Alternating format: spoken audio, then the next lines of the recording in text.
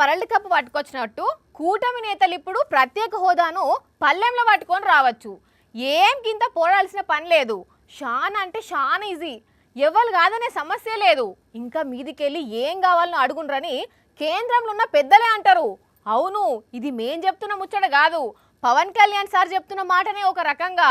21 parliament ఎంత బలం ఇచ్చింది ఆంధ్రప్రదేశ్ కంటే ఎల్లి మనం ఒక మాట, మేము ఆంధ్రప్రదేశ్ నుంచి వచ్చాం, కూటమి ప్రతినిధులం అంటే ఒక్కొక్క కేంద్ర నాయకత్వం మంత్రి మీకేం కావాలో చెప్పండి, మేము ఎలా చేయాలో చెప్పండి, మాకు అంత గుండెలు ఎత్తుకొని ఉన్నారు, మనకి గుండెలు ఓపెన్ చేసి మరి మాట్లాడుతా ఉన్నాం. ఇంకేంది సార్, ఇంత మంచి తరుణం మించిన దొరకది.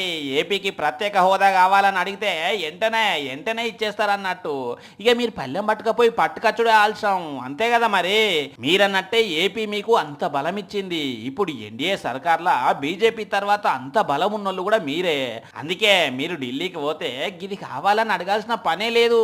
ఏం కావాలనో ఎప్పుడురానే వాళ్ళే అడిగితే ఏపీకి ప్రత్యేక హోదా కావాలి, విశాఖ స్టీల్ ఫ్యాక్టరీ ప్రైవేటీకరణ ఆపాలే, ఇట్లా అన్ని ఎప్పుడు ఎందుకు గానీ విభజన హామీలు అమలు చేయాలని ఒక్క మాటలే చెప్తే వెంటనే చేతులు పెట్టి శనార్థి చెప్పి పంపిస్తారు. లేకపోతే మరి మీరు ఊకుంటారా సార్? 21 మంది ఎంపీల మద్దతు పెట్టుకొని కూడా ఇంకా ప్రత్యేక హోదా కాకుండా పాసిపోయిన లడ్డూలు కావాలని అయితే కోరుకోరు కదా. ఎంతైనా మీరు ఢిల్లీలో దింపే చక్రమే వేరు సార్.